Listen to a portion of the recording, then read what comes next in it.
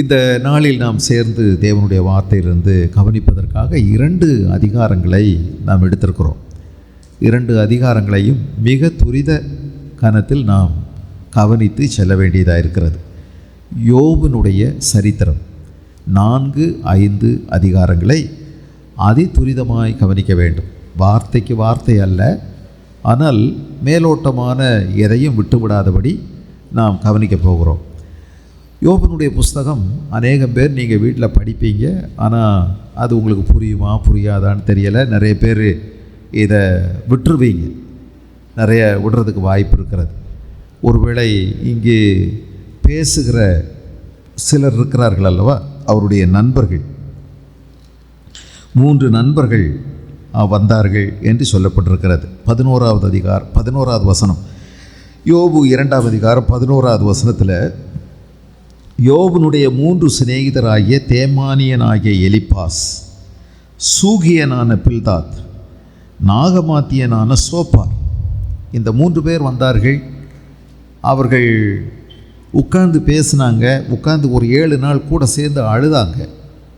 அன்னைக்கு அந்த 7 நாட்களும் அவங்க வீட்டில் தான் தங்கியிருந்தாங்க. யோபனுடைய வீடு நிச்சயமாய் பெரிய ஆடம்பரமான வீடாக கண்டிப்பாக இருந்திருக்க வேண்டும். அநேக உயர்ந்தவர்கள், சமூகத்திலே பெரியவர்கள் வந்து போய் இருந்திருப்பார்கள். அநேக வியாபார விஷயங்களுக்காக வந்திருப்பார்கள். அநேகர் பொன்வெள்ளி வியாபாரத்திற்காக வந்திருப்பார்கள். மிகப்பெரிய ஒரு ஜமீன் இவர். அந்த பகுதியிலே இவர் மகா பெரியவர். இவருடைய நியாயம், வார்த்தைக்கு மதிப்பளிக்கப்பட்டது. மிகப்பெரிய ஒரு பண மிக்க ஐஸ்வர்யவம். ஆக இவருடைய வீடு ஆடம்பரமான வீடாக இருந்திருக்க வேண்டும். இந்த யோபனுடைய வீடு அழியவில்லை. ஆனால் யோபனுடைய பிள்ளைகளுக்கென்று கட்டி கொடுத்த, ஒவ்வொருவருக்கும் கட்டி கொடுத்திருந்த அந்த வீடுகள், அதில் ஒரு வீட்டில், மூத்தவனுடைய வீட்டில் எல்லாரும் சேர்ந்து ஒரு விசேஷமான விருந்துக்கு கூடியிருக்கும் போது தான் ஒரு பெரிய பலத்த காற்று வந்து வீட்டினுடைய 4 மூலையையும் மோதி அதிரச் செய்து நொறுக்கி உடைத்து அவர்களை சிதைத்தது. யோபு தன்னுடைய வீட்டில் இருக்கிறார். அவருடைய வீட்டில் நல்ல படுக்கிறதுக்கு வசதிகள் எல்லாம் இருந்திருக்கும். ஒரு சில வேலையாட்கள் இப்பொழுது இருக்கிறார்கள். வீட்டிலே உள்ள பணம், வீட்டிலே உள்ள விலை கூடின கற்கள் அல்லது நகைகள் அல்லது தங்கம், இது போன்ற விஷயங்கள் இருக்கிறது. ஆனாலும் அவருடைய நாவினால் எந்த ஆகாரத்தையும் அவரால் சாப்பிட முடியாது. இந்த 3 நண்பர்களுக்கும் பரிமாறப்பட்டிருக்கும். அவர்கள் சாப்பிட்டு ஓய்வெடுத்திருந்திருப்பார்கள். 7 நாள் யாரும் யாரோடும் பேசவில்லை. அழுவது ஒன்றுதான் இருந்தது. இந்த 7 நாளைக்கு பிறகு முதல் முறையாக யோபுவே வாயை திறந்து பேசினார். அவருடைய பேச்சு மிக மிக சோகமானதும் புலம்பலுமாயிருந்தது. அவர் தன்னுடைய வாயை திறந்து தன்னுடைய பிறந்த நாளை சபித்தார். அவருடைய துக்கம் கொடியது. அவருடைய வேதனை வாயினால் வர்ணிக்க முடியாத அளவுக்கு கொடியது. அவருடைய எலும்புகளிலிருந்து கொப்பளங்கள் புறப்பட்டு அவரை மிகவும் சித்திரவதை செய்து கொண்டிருந்தது. அவர் அங்கும் இங்கும் புரண்டு அழுதும் புலம்பியும் அந்த வார்த்தைகளை சொன்னார். தன்னுடைய பிறந்த நாளை சபித்தார். அதற்கு பின்பு தன்னுடைய வாழ்க்கை எனக்கு எதற்கு ஒரு வாழ்க்கை, நான் ஏன் பிறந்தேன், அப்பொழுதே இறந்து போயிருந்தால் நன்றாக இருக்குமே என்று பேச ஆரம்பித்தார். எங்கள் அம்மா வயரே, அவர்களுடைய அந்த கற்பப்பையே எனக்கு கல்லறையாக மாறியிருந்திருந்தால் எவ்வளவு நன்றாக இருந்திருக்கும் என்று சொல்லி தன்னுடைய வாழ்க்கையினும் குறித்த கசப்பை வெளிப்படுத்தினார். அந்த 3வது அதிகாரத்தினுடைய கடைசியில், எதேதோ நான் பயந்தேன், எனக்கு நேரிட்டது, எனக்கு சுகமும் இல்லை, இளைப்பாறுதலும் இல்லை, அமைதலும் இல்லை, எனக்கு தத்தளிப்பே நேரிட்டது என்று சொல்லி புலம்பினார். இந்த புலம்பல் முடிய, இப்படி அவர் பேசி முடிய, முதல் முறையாக தன்னோடு கூட வந்து தங்கியிருந்து துக்கம் விசாரிக்க அவரோடு சேர்ந்து அழுகின்ற 3 பேரில் ஒருவர் தேமானியனாகிய எலிப்பாஸ். அநேகமாக இவர்தான் வயதில் மூத்தவராக இருந்திருக்க வேண்டும். இந்த 3 பேருமே வயது கூடினவங்க தான். இந்த 3 பேருமே வயது கூடினவங்க. இவங்களும் சாமானியர்கள் அல்லங்க, இவங்களும் பெரும் பணக்காரர்கள், கர்த்தரை அறிந்தவர்கள், கர்த்தருக்கு பிரியமானவர்கள் தான் இவங்க. நீங்கள் அதை தெரிஞ்சுக்கணும். ஆனாலும் யோபுவினுடைய அளவுக்கு அவர்கள் தேவனுக்கு பிரியமானவர்கள் அல்ல. ஆனால் கர்த்தருடைய பிள்ளைகள் தான். இதை அறிந்து கொள்ள வேண்டும். இவர்கள் ஏதோ சும்மா வந்த ஃப்ரெண்ட்ஸுன்னு நீங்கள் நினைக்கக்கூடாது. இவர்களுக்கு கர்த்தரை பற்றிய அறிவு நன்றாகவே இருக்கிறது. இவர்கள் பேசினதெல்லாம் வேதத்தில் பல இடங்களில் அங்கீகரிக்கப்பட்டிருக்கிறது. புரியுதுங்களா? நீங்கள் சில நேரம் நினைப்பீங்க இவங்க சொந்தமாக அடிச்சிட்டாங்களோ அப்படின்னு சொல்லி. இல்லை, அது வேதத்தில் எழுதப்பட்டிருக்கிறது. இந்த வசனங்கள் சத்தியமான வார்த்தைகள் தான், சத்தியமான வார்த்தைகள். நம்ம இப்போ நீங்கள் கவனிச்சிங்கன்னா சிலரை பவுலே எடுத்து பயன்படுத்தி இருக்கிறார் இங்கே இப்போ நம்ம படிக்க போகிறது. அப்படியானால் இது தேவனுடைய ஆவியினால் ஏவப்பட்ட வார்த்தைகள் தான். இதில் தான் நமக்கு சந்தேகம் வந்துடும், இது கர்த்தருடைய வார்த்தையா இவங்க பேசினதெல்லாம்? ஏன்னா கடைசியில் ஆண்டவர் இவங்க மேலே கோவப்பட்டாரே, இந்த 3 நண்பர்கள் மேலேயும் கோவப்பட்டாரே. நீங்கள் நிதானம் இழந்து பேசிட்டீங்கன்னு சொல்லி அவங்க மேலே கோவப்பட்டாரே. அப்படி இருக்கும்போது இவங்க பேசுனதெல்லாம் சரியா அப்படின்னு கேட்டிங்கன்னா, பேசுனதெல்லாம் சரிதான். ஆனால் யோபுக்கு அதை பேசுனது சரியில்லை. சரிதான், அவங்க பேசுனது யோபுக்கிட்ட பேசுனது சரியில்லை. இதை கொண்டு போய் யோபுக்கு பொறுத்துனாங்கல்ல, அதுதான் சரியில்லை. அதை நம்ம கவனிக்க போகிறோம். அதனால் இந்த 4ஆம் அதிகாரத்தில் தேமானியனாகிய எலிப்பாஸ், தேமான் அப்படிங்கிற அந்த பகுதி யாக்கோப்பினுடைய இந்த ஈசாக்கினுடைய மகன் ஏசா இருக்கார்ல, ஏசாவுக்கு கொடுக்கப்பட்ட பகுதி இது பின்னாட்களில். அதுதான் தேமான் என்று சொல்லப்பட்டிருக்கு. இங்கே பைபிளில் ஞானத்தை பற்றி எழுதியிருக்கும். நிறைய ஞானிகள் அங்கே இருந்தார்கள், அறிவாளிகள் அங்கே இருந்தார்கள் என்று வேதத்தில் பல இடங்களில் வந்திருக்குது. தேமானில் ஞானம் இல்லையா அப்படின்னெல்லாம் கேட்டிருக்கு. அங்கே அறிவாளிகள் எங்கே அப்படின்னெல்லாம் போட்டிருக்கு.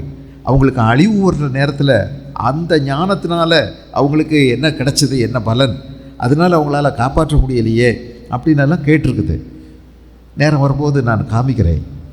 இப்போது இந்த தேமானியனாகிய அப்படின்னா இவர் ஏசாவுடைய சந்ததின்னு சொல்ல முடியாது. சில வேத ஆராய்ச்சியாளர்கள் யாக்கோப்பினுடைய மகன் இசக்காருடைய மகன் தான் யோபு அப்படின்னு சொல்லி அடித்து பேசுகிறாங்க. சரிதானா? இதுக்கு காரணம் என்ன என்றால், ஆதியாகமத்தின் புஸ்தகம் 46ஆம் அதிகாரத்தில், ஆதியாகமம் 46ஆம் அதிகாரம் 13வது வசனத்தில் இசக்காருடைய குமாரர் தோலா, பூவா, யோபு, சிம்ரோன் என்பவர்கள் என்று வருகிறது. ஆக இவர் யாக்கோப்பினுடைய பேரன் தான். யோபு யாக்கோப்பினுடைய பேரன், இசக்காருடைய மகன். யாக்கோபுக்கு 12 பையங்க, ஒரு மகள் உண்டு. அவள் பேர் டயானா, தீனாள்னு போட்டிருக்குது. டயானா ரொம்ப அழகியாக இருந்தாள். அன்றைக்கி பேரழகியாக இருந்தாலும் அம்மா இல்லாமல் ஊர் சுற்ற போகக்கூடாதுல்ல. ஆனால் அவள் ஊர் சுற்ற போகிறது தனியாக. அதனால் ஊர் ஒம்பெல்லாம் வீட்டுக்கு எழுதிட்டு வந்துட்டான். பிரச்சனைகள் சின்னதல்ல, ரொம்ப பெருசாக போச்சு. நிறைய பேர் கொலையாயிடுச்சு இந்த ஒரு பெண்ணால். அழகு வீண், சௌந்தரியம் வஞ்சனை உள்ளது, கர்த்தருக்கு பயப்படுகிற ஸ்திரீயே புகழப்படுவாள் என்று சொல்லப்பட்டிருக்கு. அதனால் சும்மா ஊர் சுற்றுறதுக்குன்னு ட்ரெஸ்ஸை போட்டுக்கிட்டு அதை செய்யக்கூடாது.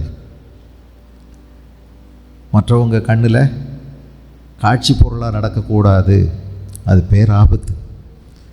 பெண்களுடைய அழகே அடக்கம், ஒழுக்கம், அமைதி, நாணம், இதெல்லாம் நல்ல குணங்கள். நம்ம இப்போது இசக்காருடைய குமாரன் தான் யோபுன்னு சொல்லி அடித்து பேசுகிறாங்க. அப்படியானா யாக்கோப்பினுடைய பேரன் இவர் அப்படின்னு வருது. என்னால் ஏற்றுக்கொள்ள முடியலை, அதுக்கான எந்த அறிகுறியும் தெரியலை. அப்படின்னா இவர்னா எகிப்துக்கு போயிருக்கணும். எகிப்துக்கு இவர் தான் போயிருக்கணும். அந்த யோபுனுடைய பேர் போட்டிருக்குல்ல, 70 பேர் எகிப்துக்கு போனாங்க இல்லைங்களா, யோசேப் அங்கே அதிபராக இருக்கும்போது. அப்படின்னா இவர் தான் எகிப்துக்கு போயிருக்கணும். அங்கே இவர் அடிமையாக இருந்திருக்கணும். கொஞ்ச நாள் கழிச்சு யோசேப்பை அறியாத ஒரு ராஜன் வந்தாச்சு. அங்கே 430 வருஷம் அடிமையாக இருந்தாங்க. அதை குறித்த எந்த விவரமோ துணுக்கோ நீங்கள் கண்டுபிடிக்கவே முடியாது யோபனுடைய புஸ்தகத்தில். அதனால் என்னை பொறுத்த மட்டும் ஆபிரகாமுக்கு முந்தினவராக இருக்கணும் அப்படிங்கிறது தான் நான் நம்புகிறத நிறைய பேர் நம்புகிறாங்க. நோவாவுக்கும் ஆபிரகாமுக்கும் இடைப்பட்ட காலத்தில் இவர் வாழ்ந்திருக்கலாம் என்பது தான். இந்த யோபு அவருடைய நண்பர் இந்த தேமானியனாகிய எலிப்பாஸ், இவருங்கிறவர் எலிப்பாஸ், இது இவருடைய பேர் ஆண்டவருக்கு பிரியமான பேர் தான். எல் தேவனை நம்புகிறவர், கர்த்தருக்கு பிரியமானவர் தான். அவர் இப்போ பேச ஆரம்பிக்கிறார். அவர் பேசும்போது ஒன்று நம்ம தெரிஞ்சுக்கணும். நம்ம ஒருத்தரை பொதுவாக இவர் எதிலிருந்து பேசுகிறாருன்னா தன்னுடைய சொந்த அனுபவம், சொந்த அறிவு, தனக்கு தான் எப்படி நினைக்கிறாரோ அதிலிருந்து அவர் பேசுகிறார். அப்போது from reason, from his experience, அவருடைய சொந்த அபிப்பிராயம், இதைத்தான் கலந்து அவர் பேசுகிறார். யோபுவை சொந்த அறிவினாலையும் அவருடைய சொந்த அனுபவத்திலிருந்தும் இவரை ஒரு கணிக்கிறார், கணித்து பேசுகிறார். அது தப்பாகிடுது. நம்ம பொதுவாக மக்களை ஒருத்தர் கஷ்டப்படும் போது, ஒருத்தர் துன்பத்தில் இருக்கும்போது நம்ம எப்படி அவங்கள கணிக்கிறோம்?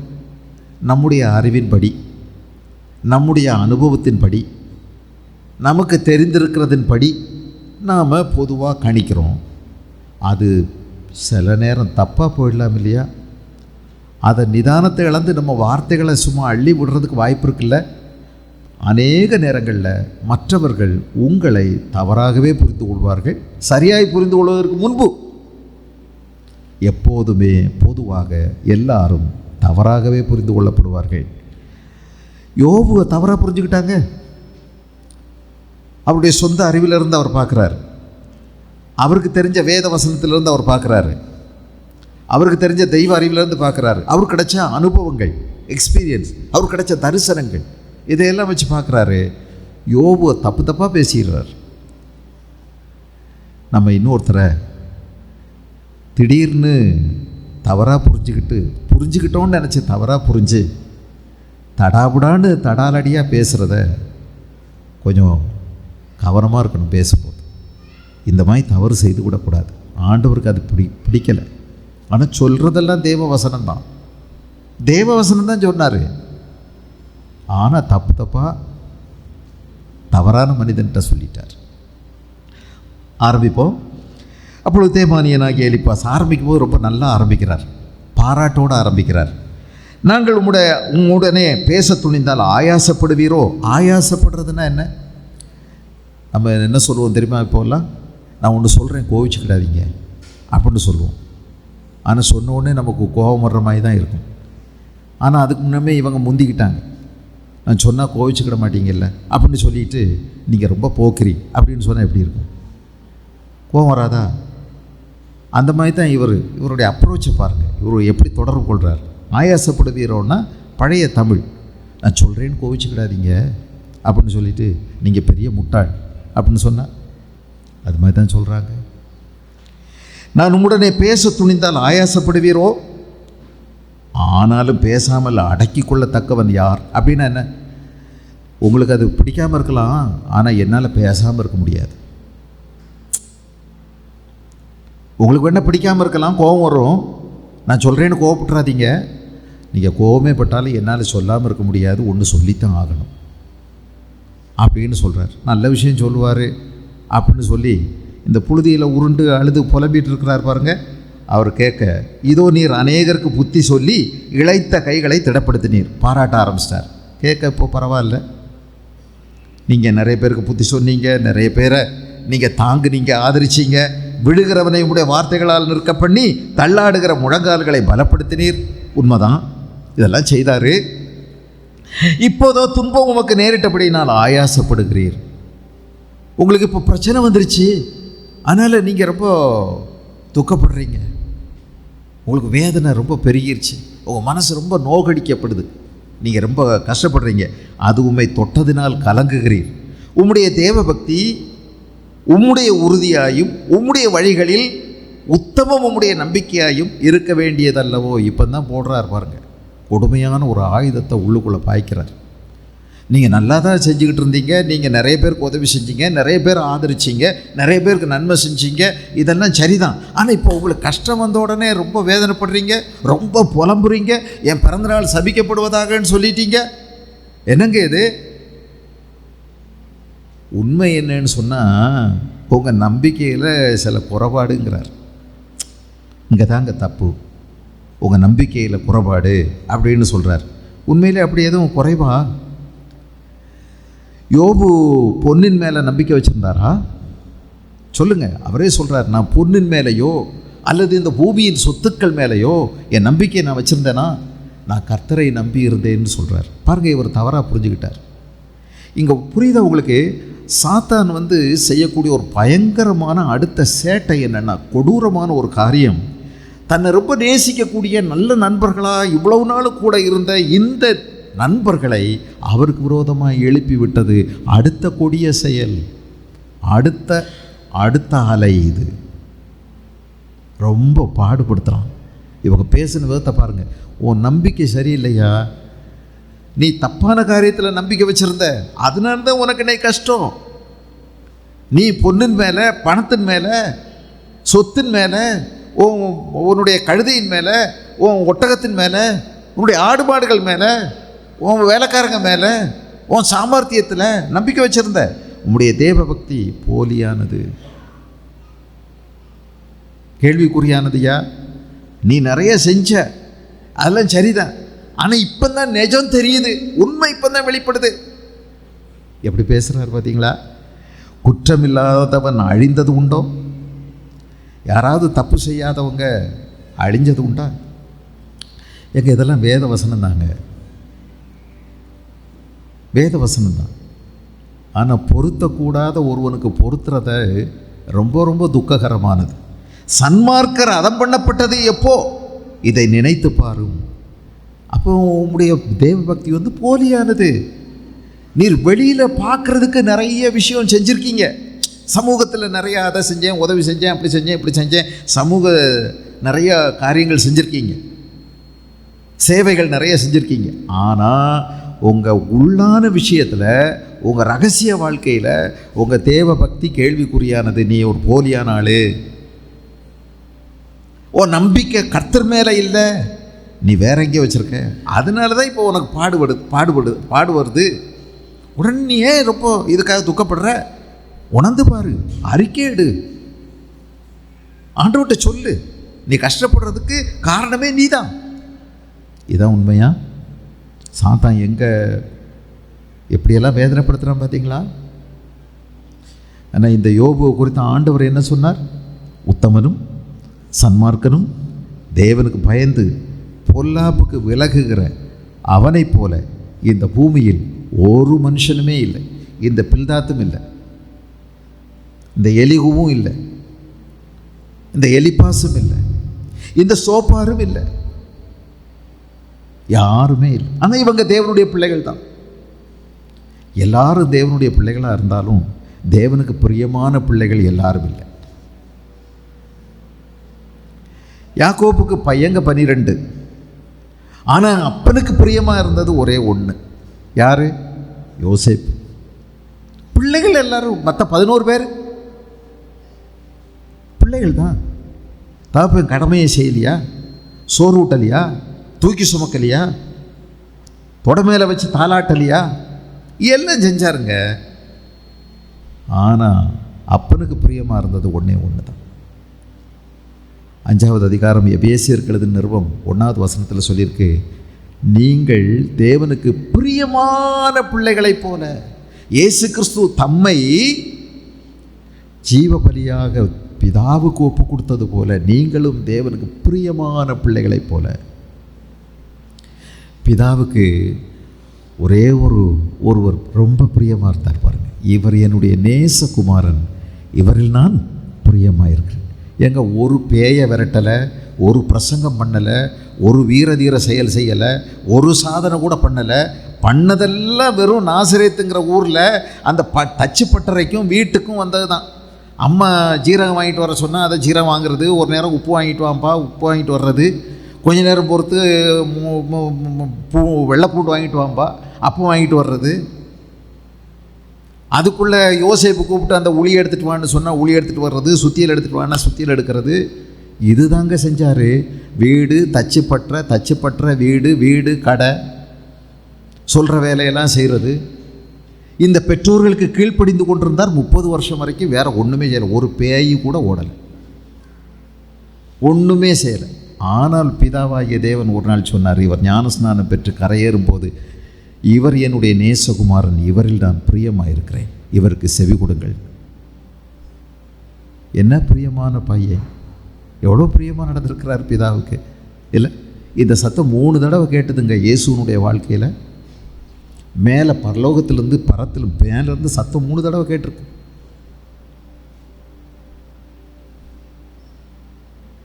பிரியமான பிள்ளைகளாக இருந்தாங்களா? நம்ம பிரியமான பிள்ளைகளாக இருக்கணுமே. யோபு தேவனுக்கு பிரியமாக இருந்திருக்கார். மனசில் கூட அவர் சொல்கிறார், நான் ரகசியமாக என் நம்பிக்கையை வேறு எங்கேயாவது வச்சேனா, என் கண்களோட உடன்படிக்கை பண்ணின நான் ஒரு கன்னிகையின் மேல் நினைவாக இருப்பது எப்படி? என் உள்ளம் தேவனோடு கூட சேர்ந்து இருந்ததே, எது மேலேயும் நான் நம்பிக்கை வைக்கலையே, கர்த்தரை தானே சார்ந்திருந்தேங்கிறார். ஆனால் இவர் இப்போ தவறாக அவரை புரிஞ்சுக்கிட்டார். பிசாசு எடுத்துக்கொண்ட அடுத்த முயற்சி, இந்த நண்பர்களை அவருக்கு எதிராக சும்மா வெந்த புண்ணில் வேலை உருவுற மாதிரி, எரிஞ்சிக்கிட்டு இருக்கிற தீயில எண்ணெயை ஊற்றுற மாதிரி, பச்சை புண்ணில் வினிகரை ஊற்றுற மாதிரி இங்கே நோகடிக்கிறான் பாருங்க. அவருடைய புண்களை விட, அவர் படுகிற கொடிய வேதனையை விட இவருடைய வார்த்தை அவரை கொடுமையாய் வதைத்தது. அவ்வளோ பாடுபடுறாருங்க. இப்போ குற்றமில்லாதவன் அழிந்தது உண்டோ? யாராவது தப்பு செய்யாதவன் தண்டனை வருவானா? நீ தப்பு செஞ்சிருக்க, அதனால உனக்கு தண்டனை. சன்மார்க்கர் அதம் பண்ணப்பட்டது எப்போ சொல்லு பார்ப்போம் அப்படிங்கிறார். அவர் இப்போ பதிலெல்லாம் சொல்லி ஆர்கியூ பண்ணுற நிலையிலேயே இருக்கிறாரு. இதை நினைத்து பார், நான் கண்டிருக்கிறபடி. பார்த்தீங்களா, அவருடைய அனுபவத்திலிருந்து பேசுகிறார். From his experience. உங்கள் அனுபவமே மற்றவங்களுக்கெல்லாம் சரியாக இருக்குமா? அப்படி நீங்கள் நினச்சிக்கிட்டு எனக்கு எல்லாம் புரிஞ்சுட்டு நான் புரிஞ்சுக்கிட்டேன், ஒன்று நான் தான் புரிஞ்சுருக்கிறேன். நீங்கள் எனக்கு புரியுது, நல்லா புரியுது, நீங்கள் ஏன் அழுறீங்கன்னு எனக்கு நல்லா புரியுது, உங்கள் கஷ்டம் எனக்கு புரியுது அப்படின்னு சொல்லுவீங்க நீங்கள். நானும் தான் சொல்லுவேன், ஆனால் தான் புரியாது, தப்பாக தான் புரிஞ்சிருப்போம். எல்லாரும் இப்படி தான் நமக்கு ஆறுதல் சொல்ல வர்றவங்க. எனக்கு புரியுது, நீ அழாத. என்ன புரியுது? என்ன உனக்கு புரிஞ்சுது? அவங்க வேதனை அவங்கவுங்களுக்கு தாங்க. என்ன புரியுது? இயேசுக்கு தான் தெரியும் ஒரே ஒரு மகனை பறி கொடுத்தா எப்படி இருக்கும்னு. அதனால தான் அந்த பெண்ணை பார்த்து சொன்னார், ஒரே ஒரு மகன். நாயின் ஒரு விதவைக்கு ஒரே ஒரு மகன். இயேசு கிறிஸ்து அழாதேன்னு சொல்லும்போது அவருக்கு நல்லா புரிஞ்சு சொல்கிறாருங்க, ஒரு மகனை பறி கொடுத்தா எப்படி இருக்கும்னு. அவர் பிதாவுக்கு ஒரே ஒரு மகன். அழாதேன்னு சொல்கிறாரு, புரிஞ்சு சொல்கிறார். நம்முடைய எல்லா நெருக்கங்களிலும் அவர் நெருக்கப்பட்டார். நம்மை போல எல்லா விதத்திலும் அவர் பாடுபட்டார், சோதிக்கப்பட்டார். அவருக்கு வறுமை தெரியும், அவருக்கு உன் இருதயம் நொறுங்கினது தெரியும், ஒரு சூழ்நிலை தெரியும், எல்லாமே தெரியும். நீ மனுஷங்கிட்ட உட்காந்து விளக்குனாலும் அவனுக்கு விளங்காது, எவ்வளவு விவரிச்சாலும் புரியாது. புரியுதுன்னு சொல்லிட்டு நீ ஒன்றும் அழாத, வீட்டில் போய் கொஞ்சம் நேரம் ஒரு மாத்திரையை சாப்பிட்டு படுத்துவோங்க அப்படின்னு சொல்லிடுவாங்க. ஆனால் உன்னை விசாரிக்கிற கர்த்தர் எல்லா விஷயத்திலையும் உன்னை புரிந்து கொள்ளுகிறவர். இங்கே பாருங்கள், நான் கண்டிருக்கிறபடி அநியாயத்தை உழுது தீவினையை விதைத்தவர்கள் அதையே இருக்கிறார்கள். அது உண்மைதானே? சத்தியம் அது தாங்க. பைபிளில் பல இடங்களில் இது எழுதியிருக்கு. மனுஷன் எதை விதைக்கிறானோ அதை அறுப்பான். அது பைபிளில் எழுதியிருக்கு, பல இடத்துல எழுதியிருக்கு. சத்தியம் சொல்கிறதெல்லாம் சத்தியம்தான். தேவனுடைய சுவாசத்தினாலே அவர்கள் அழிந்து அவருடைய நாசியின் காற்றினாலே நிர்மூலமாகிறார்கள். அதனால நீ அறுக்கிற, நீ விதைச்ச, இப்போ நீ அறுக்கிற. நீ ஆள் எப்படிப்பட்டவன் தெரியுமா? பார்க்கத்தான் ரொம்ப பாவம் பக்திமான் மாதிரி இருந்திருக்க, ஆனால் நீ பயங்கரமானவன். நீ கொடியாள், ஆண்டவர் உன்னை பார்த்து பார்த்து பார்த்து பார்த்து நேரம் பார்த்து சாச்சார், நல்லா கொடுத்துருக்கிறார் அடி. எங்களுக்கு தெரியலை நீ எங்கே பண்ணியோ, அதெல்லாம் எங்களுக்கு தெரியாது. ஆனால் நீ பண்ணியிருக்க. நீ யாராக இருந்தா என்ன? சிங்கத்தின் கர்ச்சிப்புக்கும் துஷ்ட சிங்கத்தின் முழக்கமும் அடங்கும். பாலசிங்கங்களின் பற்களும் தகர்ந்து போகும். கிழசிங்கம் இறையில்லாமையால் மாண்டு போகும். பாலசிங்கங்கள் சுதர்ண்டு போகும். அப்படின்னா என்ன? ஆண்டவருக்கு முன்னாடி நீ பெரிய சிங்கமாக இருந்தால் அவருக்கு என்னையா? நீ ராஜா ராஜான்னு சொல்லி இவ்வளோ நாள் நடந்த, உன்னை விட்டு வைப்பாரா? அரசன் அன்று கேட்பான், ஆனால் ஆண்டவன் நின்று கேட்பான். உன்னை கேட்டார் பார்த்தியா? நீ பெரிய ஆளாக இருக்கலாம், இங்கே உன்னை யாரும் எதுக்க முடியாது. நேராக நின்று பேச முடியுமா? முடியாது. அப்படி இருந்த, ஆனால் உன்னை ஆண்டவர் விடலை. பாடிச்சு பல்லுகளெல்லாம் இப்போ உடச்சி விட்டார் பார், நீ நல்லா பட்டுக்கிட்ட பார் அப்படின்னு சொல்கிறாங்க. ஐயோ, வேதனைக்கு மேலே வேதனை. நிந்திக்கிறாங்கல்ல, இல்லை நிந்தனை. இயேசு கிறிஸ்துவும் கொடிய பாடுகளை அனுபவிக்கும் போது எவ்வளோ பேர் வந்து நிந்திச்சாங்க, எவ்வளோ பேர் வந்து அவரை கேவலப்படுத்தினாங்க, கிண்டல் பண்ணாங்க, நையாண்டி பண்ணாங்க. இதே தான் யோபுக்கு நடக்குது. அடுத்து, இப்போதும் ஒரு வார்த்தை என்னிடத்தில் ரகசியமாய் அறிவிக்கப்பட்டது. அதனுடைய மெல்லிய ஓசையின் செவியில் விழுந்தது. இவருக்கு ஒரு ரகசிய வார்த்தை வந்திருக்காமே, யாரோ ஒரு கிசுகிசுப்பு கேட்டிருக்குதாமே. அது என்ன தெரியுமா? சொப்பனம் பார்த்துருக்கிறார். அந்த சொப்பனத்தில் ஒரு சின்ன வார்த்தை கேட்டிருக்கு. ஆனால் அந்த வார்த்தை நீங்கள் பாருங்களேன், மனுஷர் மேல் அயர்ந்த நித்திரை இறங்குகையில் ராத்தரிசனங்களில் பலவித தோற்றங்கள் உண்டாகும் போது திகிலும் நடுக்கமும் என்னை பிடித்தது, என் எலும்புகள் எல்லாம் நடுங்குனது. இவர் ஒரு சொப்பனம் பார்த்துருக்கிறார். இப்போ இவர் எந்த அடிப்படையில் யோபு நியாயம் தீர்க்கிறாரு? தான் பார்த்த சொல்லுங்க, சொப்பனத்தின் அடிப்படையில். நம்ம சொப்பனம் பார்க்குறோம். நான் சொன்னேன்ல, இந்த எலிப்பாஸினுடைய அப்ரோச்சஸ், அவர் பேசுகிற விதம் எல்லாமே அவருடைய சொந்த அறிவு, சொந்த அனுபவம், அவருடைய சொந்த சிந்தனைகள்லேருந்து வருது. அதில் ஒரு அனுபவத்தை சொல்கிறார். ஒரு நாள் இவர் ஒரு சொப்பனம் பார்த்தாராம். நீங்கள் இதை படிச்சிருப்பீங்களே, படித்தே இல்லையா? உங்களுக்கு எப்படி இருந்திருக்கும்? இதெல்லாம் நான் சின்ன பையனாக இருக்கும்போது படிச்சிருக்கேன். ஆண்டவரை ஏற்றுக்கொண்ட போதுலேயும் படித்தேன். நடுக்கம் என்ன பிடிச்சது, உடம்பெல்லாம் சிலிர்த்துச்சு அப்படின்னெல்லாம் நானும் படிச்சிருக்கிறேன். நானும் போய் இன்னொருத்தட்ட சொல்லுவேன், இப்படி ஒரு சொப்பனம் பார்த்தேன். நானும் பார்த்தேன், எனக்கும் பயமாக இருந்துச்சு, என்னை யாரோ கட்டிலேருந்து தூக்கிட்டோம், முணுக்கெல்லாம் போட்ட மாதிரி இருந்துச்சு அப்படின்லாம் சொல்லியிருக்காங்க. அவ்வளவுதான் நான் படித்தேன். ஆனால் இப்போ பாருங்கள், திகிலும் நடுக்கமும் என்னை பிடித்தது. 14வது வசனம், என் எலும்புகளெல்லாம் நடுங்கினது. அப்பொழுது ஒரு ஆவி என் முகத்துக்கு முன்பாக கடந்தது, என் உடலின் மயிர் சிலிர்த்தது. அது ஒரு உறுப்பு போல என் கண்களுக்கு முன்பாக நின்றது. ஒரு பெரிய உருவம் நின்றுச்சாங்க.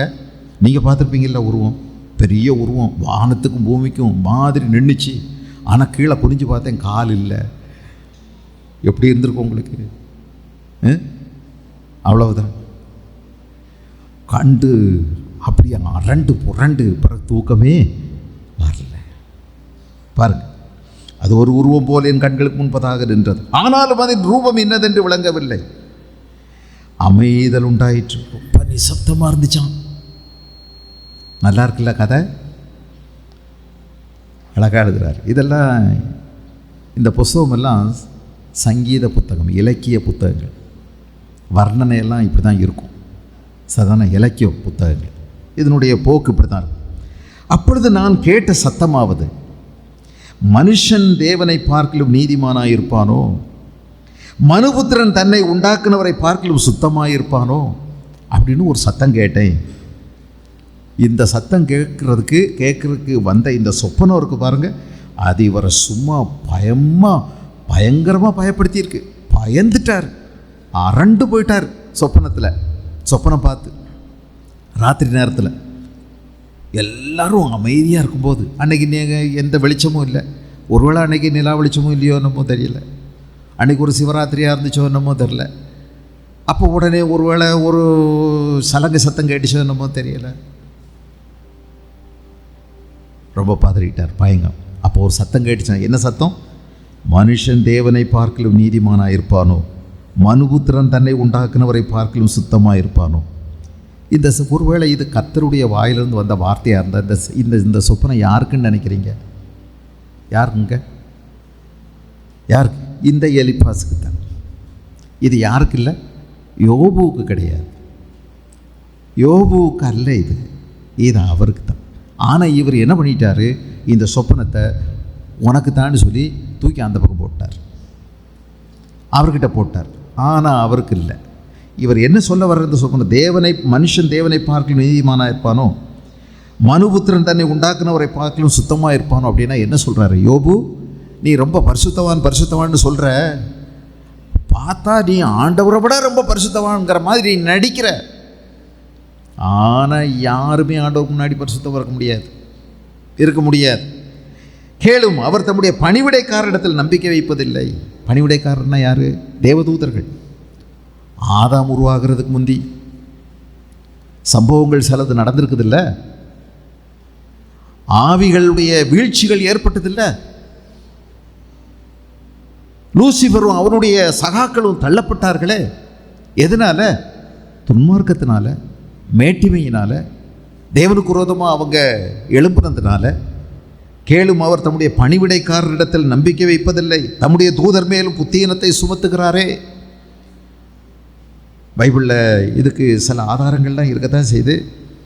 நீங்கள் கவனிச்சிங்கன்னா இந்த 17வது வசனத்துக்கு பார்த்தீங்கன்னா, யோபு 15வது அதிகாரம் 14வது வசனம், யோபு 15:14. இதெல்லாம் உண்மைதான், சத்தியம்தான், இல்லைன்னு சொல்ல முடியாது. 15:14,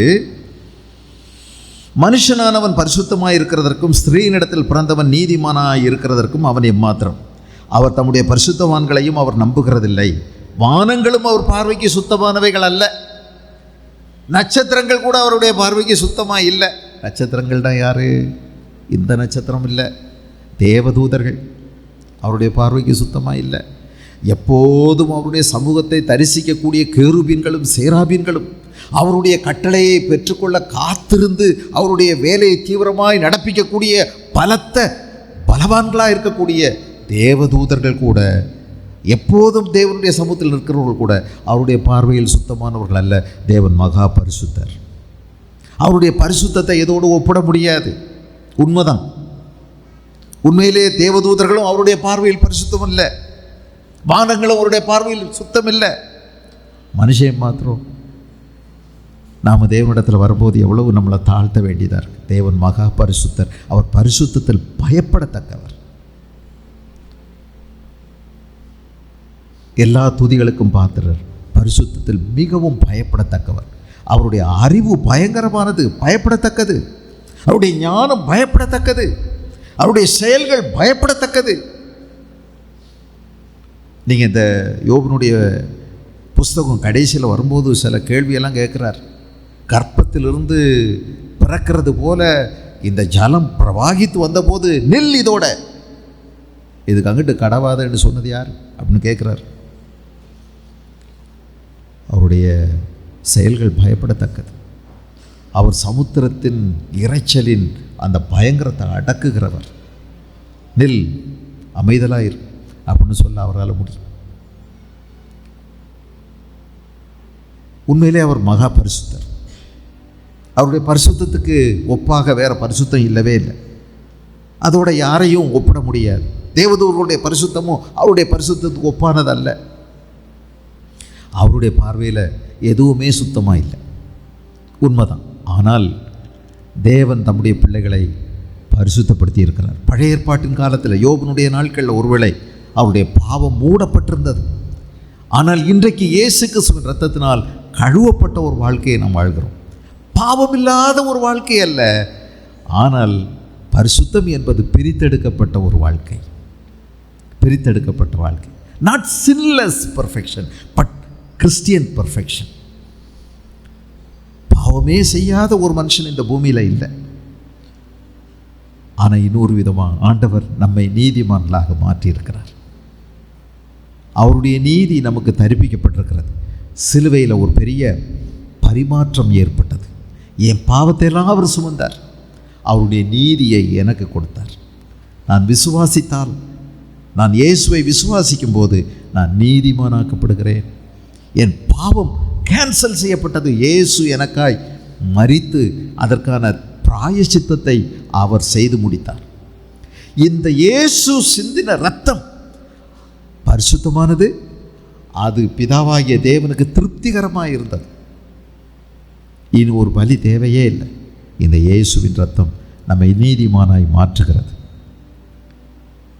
யோபுவை குறித்த ஆண்டவர் தான் சாட்சி சொல்கிறார். அவனுடைய பாவங்கள் மூடப்பட்டது. பழைய ஏற்பாட்டு நாட்கள் ஒரு போர்வைக்கு அடியில் மூடுற மாதிரி மூடப்பட்டாச்சு. இயேசு கிறிஸ்து இந்த பூமியில் வந்த பிறகு நம்முடைய இரத்தம், நம்முடைய பாவம் அவருடைய இரத்தத்தினால் கழுவப்படுகிறது. அப்போ பழைய ஏற்பாட்டில் உள்ளவங்களுக்கெல்லாம் மூடப்பட்டது என்னாச்சுன்னு கேட்பீங்க. அவர் இந்த பூமியில் 3 நாள் ஆச்சு இல்லைங்க. அவர் அடக்கம் செய்யப்பட்டு என்ன செஞ்சார்? 3 நாள் செத்தே போயிட்டார். அப்போ இந்த 3 நாள் உலகம் எப்படி நின்றுச்சு? யார் இதை நிர்வாகம் பார்த்தா அப்படின்னு ஒரு கேள்வி வந்துடும். அவர் தான் செத்து போயிட்டார்ல. 3 நாள் எப்படிங்க நின்றுச்சு? எப்படி நின்றுச்சு? செத்தே போயிட்டாரா? 3 நாள் இல்லையா? அவர் உயிரோடு இருந்தாரா இல்லையா? அவரை யாருங்க கொல்ல முடியும்? அவர் தம்முடைய ஆவியை ஒப்பு கொடுத்தார். கொலைக்கும் இந்த கொலைக்கும் வித்தியாசம் இல்லை. ஊர் உலகத்தில் கொலை பண்ணுறது விரட்டி விரட்டி போட்டு வெட்டி, அல்லது நம்ம ஊரில் இப்போ என்கவுண்டர் அப்படின்னு சொல்லி ஆரம்பிச்சிருக்காங்க. அடித்து துப்பாக்கியில் சுட்டுறாங்க, கொலை பண்ணிடுறாங்க. அது கொலை. அவங்க விரும்பலை. இப்போ சில ரவுடிகளை பிடிச்சிருக்காங்க. அவங்களாம் சொல்கிறாங்க, தயவு செய்து போலீஸ் அண்ணாச்சி சுட்டு கொன்றாதீங்க, நிரந்தரமாக கூட எங்களை நீங்கள் ஜெயிலே வச்சுக்கிடுங்க, சுட்டு மட்டும் கொல்லாதீங்கன்னு சொல்லி கெஞ்சுறாங்க. யாரும் கொலை பண்ணுறதை விரும்பதில்லைங்க. கொலை பண்ண வந்தால் ஓடுவாங்க, விரட்டி போட்டு தான் வெட்டுறாங்க. இயேசுவை கொலை செஞ்சாங்க. ஆனால் ஒன்று தெரிஞ்சுக்கிடுங்க, அவர் கொலைக்கு தம்மை ஒப்பு கொடுத்தார். அவர் ஆவியை பிதாவினிடத்தில் ஒப்பு கொடுத்தார். இதை விடவோ இதை எடுத்துக்கொள்ளவோ எனக்கு அதிகாரம் இருக்கிறது. என் ஜீவனை விடவோ அதை திரும்பவும் எடுத்துக்கொள்ளவோ எனக்கு அதிகாரம் இருக்கிறதுன்னு அவர் சொல்லலை. அவரை யாருங்க கொல்ல முடியும்? அவர் கொண்டு வந்த சரீரம் அடக்கம் பண்ணப்பட்டது. அவர் என்ன செய்தார்? உயிரோடு தான் இருந்தார். சகலத்தை நிர்வகித்து கொண்டு தான் இருந்தார். பாதாளத்துக்கு இறங்கி காவலின் ஆவிகளுக்கு உபதேசித்து சிறைப்பட்டவர்களை சிறையாக்கி பரலோகத்துக்கு போய் புதிய வாசலை நமக்காக திறந்தார். இயேசு 3 நாள் என்ன செய்தார்?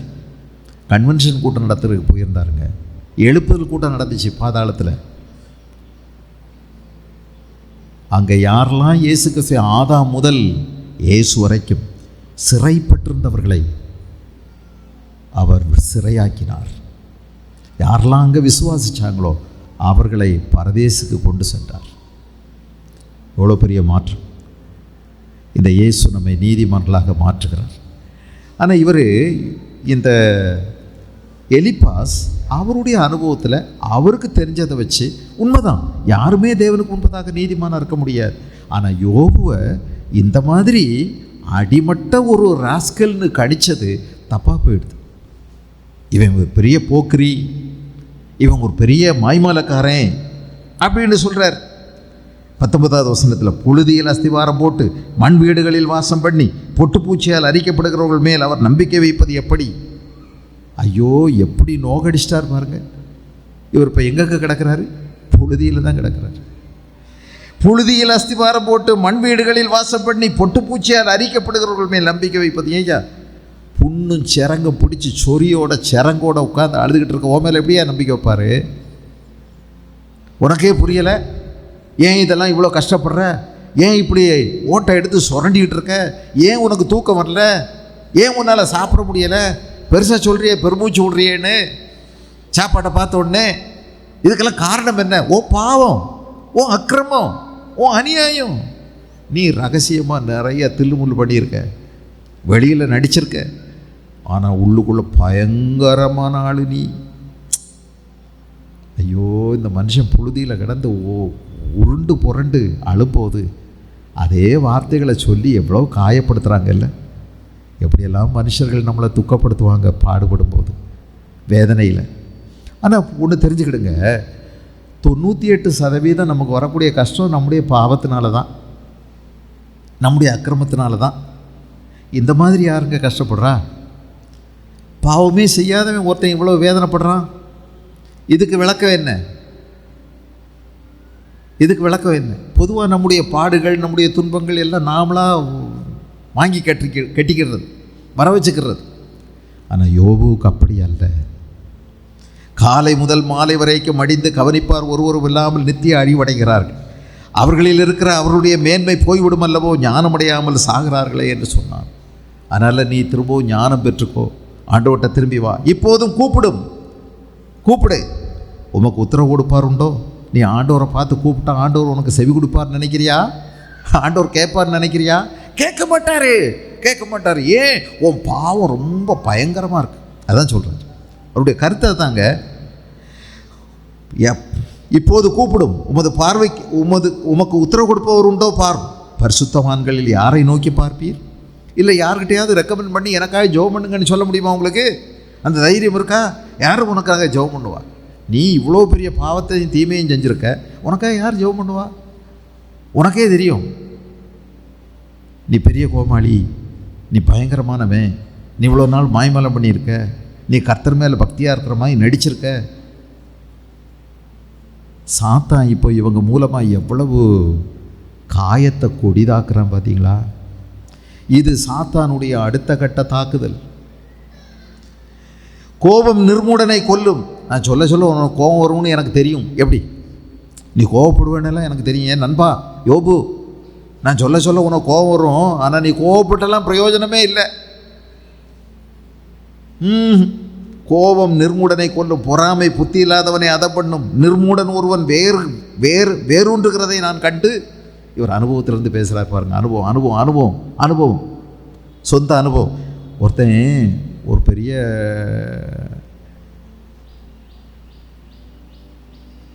ரவுடி, நிர்மூடன் ஒருவன் வேறு ஒன்றுகிறதை நான் கண்டு உடனே அவன் வாசஸ்தலத்தை சபித்தேன்.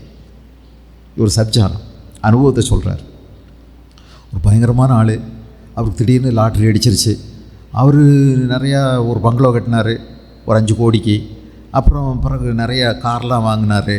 நல்லா இதெல்லாம் பார்த்த உடனே ஒருத்தன் வேறுன்றதை பார்த்த உடனே இவர் இயேசுவின் நாமத்தினாலே அவன் சபிக்கப்பட்டு போவானாக. அவன் ஆண்டவரே நிர்மூடன், அவன் பாவி, அவன் மோசமானவன், அவனை அழிக்கணும், அவன் அழிக்கப்பட வேண்டியவன் அப்படின்னெல்லாம் இவர் ஜெபம் பண்ணாராம். இதுங்க பழைய ஏற்பாட்டு காலத்தில்ங்க. இவருக்கு அன்னைக்கு இந்த பைபிள்லாம் கிடையாது. ஆண்டவர் நமக்கு சொன்னார், சத்ருவே உனக்கு கிடையாதுன்னு சொல்லியிருக்கார். உன் சத்ருவையும் சிநேகின்னு சொல்லிவிட்டார். அப்படி தானே? அப்போ யாருக்கு நமக்கு சத்ரு யார்? ஒருத்தருமே கிடையாது இந்த உலகத்தில். ஒருத்தருமே உங்களுக்கு சத்ருவே கிடையாது. உன் சத்ரு பசியாக இருந்தால் நீ அவனுக்கு ஆகாரம் கொடு. அவன் தாகமாக இருந்தாலும் அவனுக்கு தண்ணீர் கொடு. அப்போ எல்லாரையும் நம்ம யாருக்கு மேலே பொறாமை இல்லை, வெறுப்பு இல்லை, கசப்பு இல்லைன்னு வாழ்ம்போது நமக்கு யார் சத்ரு? இல்லை, சத்ருவே இல்லை. இது பழைய ஏற்பாட்டின் காலம். நமக்கு இன்றைக்கி யார் சத்ரு? சாத்தான் தான் சத்ரு இல்லையா? தேவனை பகைக்கிறவங்க வேணால் நமக்கு ஒருவேளை பகையாளியாக தோணலாம். நம்முடைய தனிப்பட்ட பகையாளிகள் அல்ல. யாருமே நமக்கு தனிப்பட்ட விதமாக பகையாளி கிடையாது. ஆனால் இது பழைய ஏற்பாட்டின் காலம். ஒருத்தன் இப்படி வேறு ஒன்றுனா புது காராக வாங்கியிருப்பான், ஒருவேளை எல்லாத்தையும் சொத்து சேர்த்துருப்பான், நிறையா ஏக்கர் கணக்கில் இடம் வாங்கியிருப்பான். அவனை ஒரு சபிச்சிட்டாரான். அவன் பிள்ளைகள் ரட்சிப்புக்கு தூரமாகி தப்புவிப்பார் இல்லாமல் வாசலில் நொறுக்கப்பட்டார்கள். அதை வேற பார்த்தாரா? நான் எப்படி சபிச்சேனோ அப்படியே நடந்துருச்சு. எப்படி? இவர் சொல்கிறாருங்க, இவர் சபிச்ச மாதிரியே அவன் இல்லாமல் போயிட்டானாமே, அவன் பிள்ளைகள்லாம் நொறுங்கி போயிட்டாங்களாமே. இப்போ இவர் என்னதான் சொல்ல வர்றாரு? பாரு, நீயும் இப்படி பண்ணியிருக்க. அதனால் யாரோ நல்ல தேவனுக்கு பயந்தவங்க உன்னை சபிச்சிட்டாங்க, உன் பிள்ளைகள் இப்போ வாசல்லே நொறுங்கி போச்சு. பாருங்கள், என்ன மோசமான வேதனையான வார்த்தை. உன் பிள்ளைகள் நொறுங்கினது எப்படி தெரியுமா? அப்படியே சொல்கிறார். பிள்ளைகளை சொல்கிறார். கொஞ்சம் முன்னாடி தான் நீ புழுதியில் படுத்திருக்கிற அப்படின்னு சொல்லி இடித்து பேசினார். இப்போ பிள்ளைகளை பற்றி பேசுகிறாரு. அவன் பிள்ளைகள் ரட்சிப்புக்கு தூரமாகி தப்புவிப்பார் இல்லாமல் வாசலில் நொறுக்கப்பட்டார்கள்.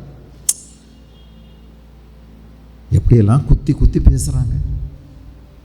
அவருக்கு பிள்ளைகள் ஞாபகம் வந்திருக்காதா? 10 பிள்ளைகளும் உருவம் தெரியாமல் நசுங்கி போனாங்களே.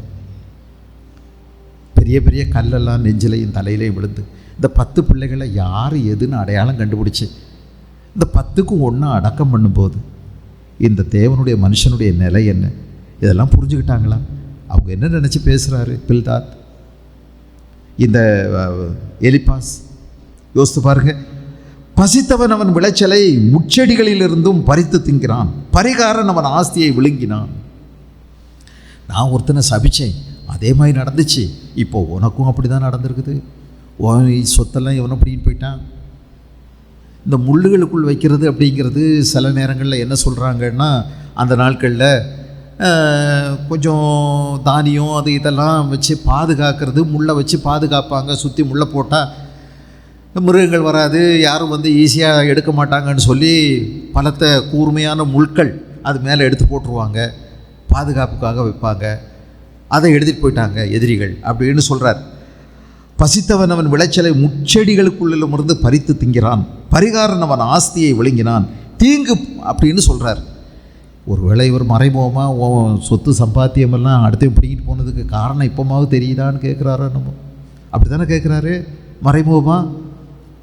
பிள்ளைகள் நசுங்கி செத்து போனாங்க, சொத்து சம்பாத்தியமெல்லாம் அடுத்தவன் எடுத்துகிட்டு போயிட்டான், இதுக்கெல்லாம் காரணம் என்ன? நல்லா புரிஞ்சுக்கோ யோபு, நீ நிறைய பாவம் செஞ்சுருக்க, நீ நிறையா தீமை செஞ்சுருக்க. ஐயோ, இவர்களுடைய கண்ணோட்டத்தை பார்த்தீங்களா? தீங்கு புழுதியிலிருந்து உண்டாகிறதும் இல்லை, வருத்த மண்ணிலிருந்து முளைக்கிறதும் இல்லை. அப்படின்னா என்ன சொல்ல வர்றாரு? ஏயா சும்மா களை வருமா? அதாவது தீங்கு அதிலிருந்து வருமா? வராது.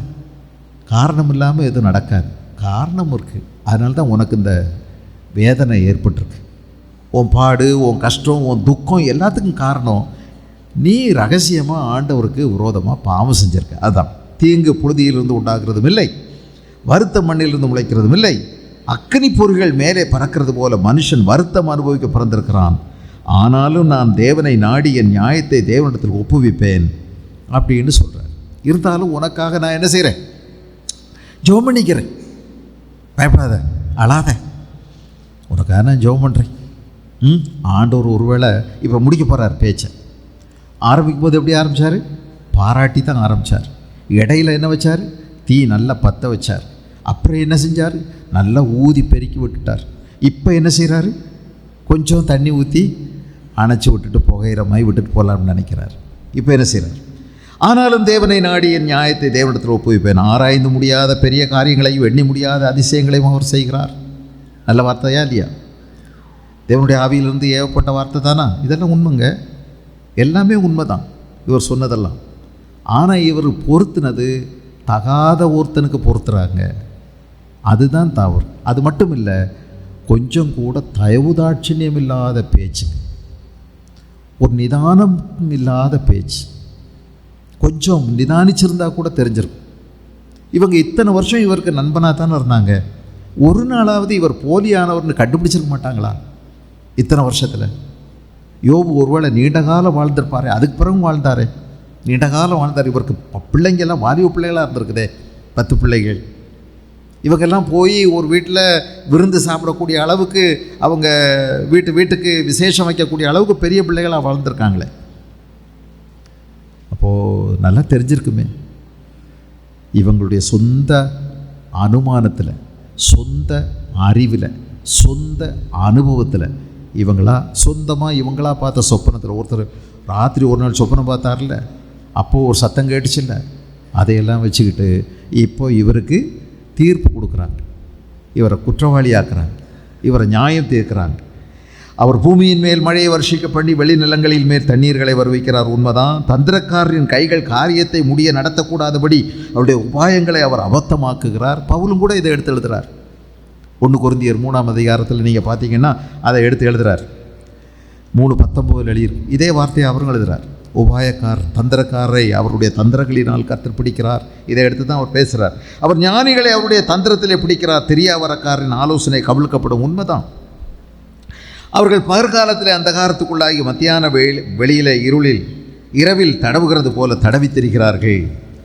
ஆனாலும் எளியவனை அவர்கள் வாயில் இருக்கிற பட்டயத்துக்கும் பலவானின் கைக்கும் விலக்கி ரட்சிக்கிறார். அதனால் தரித்திரனுக்கு நம்பிக்கை உண்டு, தீமையானது தன் வாயை மூடும். நல்ல வார்த்தைகள் தான் சொல்கிறார் கடைசியில். அடுத்து 17 முக்கியமான வார்த்தை. இது பைபிளில் 2-3 இடத்துல திரும்ப எழுதியிருக்கு. இதோ தேவன் தண்டிக்கிற மனுஷன் பாக்கியவான், உண்மைதானா? தேவன் தண்டிக்கிற மனுஷன் பாக்கியவான். கர்த்தர் யாரை சிட்சிக்கிறாரோ அவன் பாக்கியவான். கர்த்தர் சிட்சிக்கிற மனுஷன் பாக்கியவான். ஆகையால் சர்வவல்லவருடைய சிட்சையை அற்பமாக எண்ணாதிரும். நம்ம 12வது அதிகாரம் எபிரேயருக்கு எழுதின நிருபத்திலையும் இது எழுதியிருக்கு. கர்த்தர் சிட்சிக்கிற மனுஷன் பாக்கியவான். அவர் நேசிக்கிற எந்த மகனையும் சிட்சிக்கிறார்.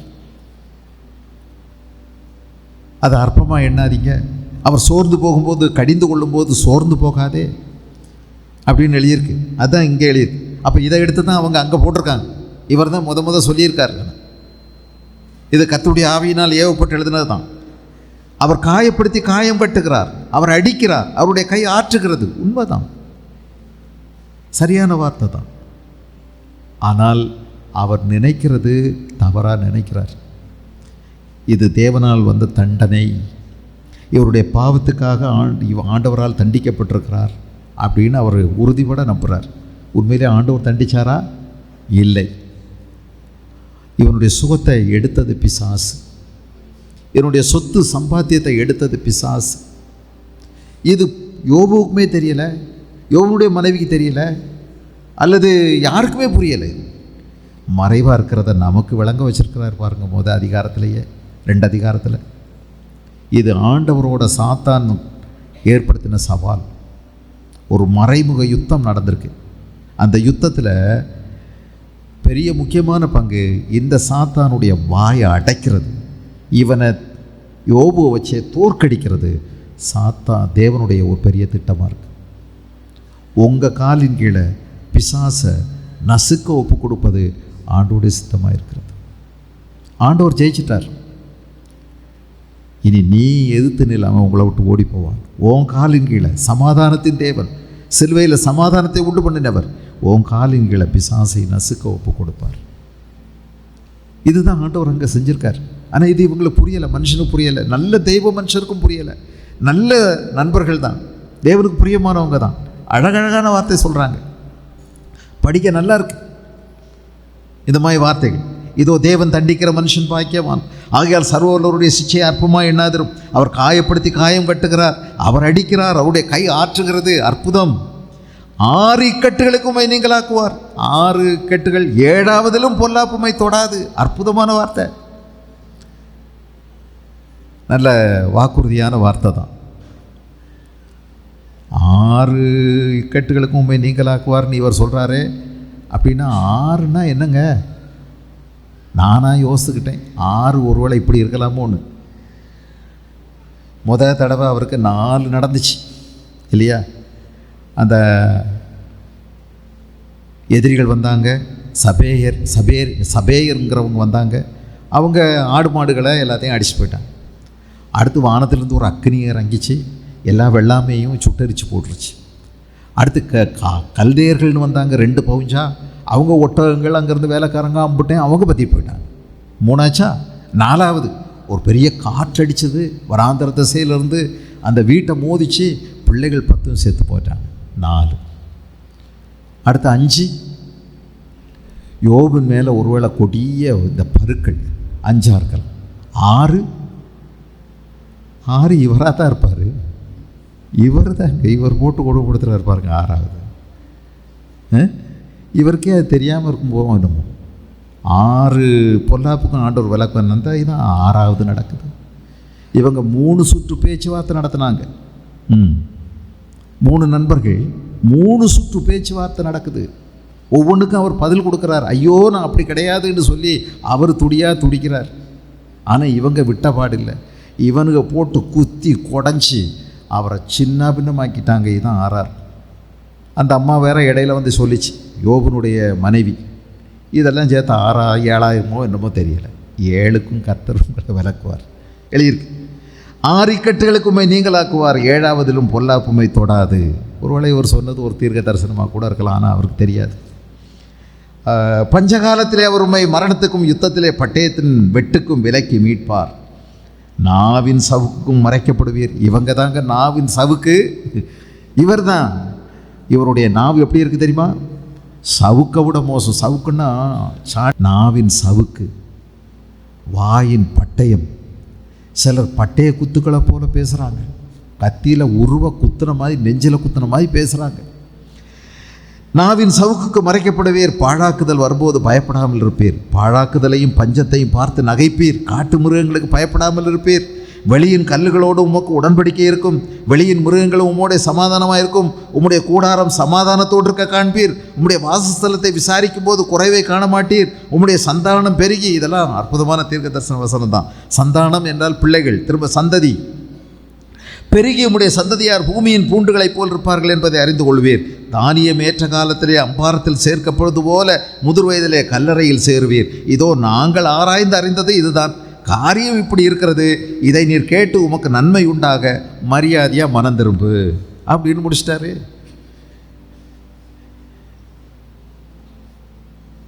ஒழுங்கா என்ன செய், பாவத்தை அறிக்கையிட்டு மனம் திரும்பு. இதுதாங்க இவருடைய பேச்சினுடைய முதல் சுற்று பேச்சு. இனி இதுக்கு யோபு பதில் கொடுக்க போகிறார் அடுத்த அதிகாரத்தில். நம்ம எப்படி மற்றவங்களை புரிஞ்சுக்கிறோம், அவங்களுடைய வேதனையில், நெருக்கடியில், கஷ்டங்களில், துன்பங்களில், போராட்டங்களில் இருக்கலாம் நிறைய தவறுகள் இருக்கலாம். இங்கே சொல்லப்பட்ட மாதிரி தேவனுக்கு முன்பாடி யாருமே நீதிமான்கள் கிடையாது. இருந்தாலும் எல்லாமே உங்களுக்கு தெரிஞ்ச மாதிரி நீங்களா நினச்சிக்கிட்டு கண்ணாபுண்ணான்னு குத்துவீங்களா, பேசுவீங்களா, இல்லை கொஞ்சம் அனுதாபப்படுவீங்களா?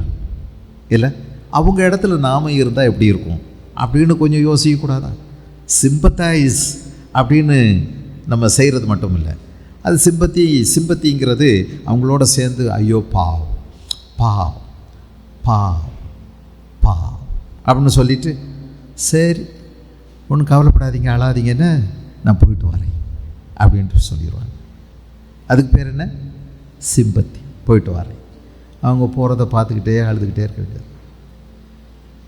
இன்னொன்று இருக்குதுங்க, எம்பத்தின்னு ஒன்று இருக்குது. அதாவது அவங்க ஸ்தானத்தில் நான் இருந்தால் அதை எப்படி உணர்வேன், அதை எப்படி நான் அனுபவிச்சிருப்பேன் அப்படிங்கிறது வார்த்தைகளுக்கு அப்பாற்பட்டது. நம்ம சும்மா திடீர்னு குதிச்சிடுறோம் பாருங்கள் வார்த்தைகளை சொல்ல. இதனால தான் அதனால தான் அப்படி ஆயிருக்கு இப்படி ஆயிருக்கு, நீ இப்படி பண்ணிட்ட அப்படி பண்ணிட்ட இப்படின்னு நம்ம திடுப்புன்னு தடாலடியாக நம்ம ஒரு தீர்மானம், ஒரு முடிவுக்குள்ளே குதிக்கிறதுக்கு முந்தியது. அது ரொம்ப நிதானமானது. அவங்க ஸ்தானத்தில் நான் இருந்தால் நான் அதை எப்படி எடுத்திருப்பேன், எப்படி உணர்ந்திருப்பேன். இதோட கூட நாம் அவங்களுக்கு என்ன உதவி செய்யலான்னு பார்ப்போம். இங்கே தான் தேவனுடைய ஆவியானவருடைய ஒத்தாசை வேண்டும். எல்லாரும் ஆலோசனை சொல்லிட முடியாதுங்க. நல்ல தேவ மனுஷர்கள் தான் இவங்கெல்லாம். சும்மா சாதாரணமாக இவங்க வாயிலிருந்து இப்படியெல்லாம் வந்துட முடியுமா? இந்த வார்த்தைகளை கொண்டு இன்னைக்கு வரைக்கும் கர்த்தர் நம்ம கூட பேசலை. யோபனுடைய புஸ்தகத்தில் எப்படி சொல்லுவீங்க கர்த்தருடைய வார்த்தை இல்லைன்னு? கர்த்தருடைய வார்த்தை தான், சொன்னதெல்லாம் சரிதான், அற்புதமான வார்த்தை தான். இவர் ஒரு மனுஷனை சபிச்சிருந்தாருன்னா ஒருவேளை அது கூட தேவனுடைய உள்ளத்திலேருந்து ஏவுதல்னால கூட இந்த மனுஷன் சபிச்சிருப்பார். அதே மாதிரி நடந்திருக்குது. ஆனால் இதெல்லாம் யோபுவுக்கு பொருந்துமா? யோபு புரிஞ்சுக்கிடலையே.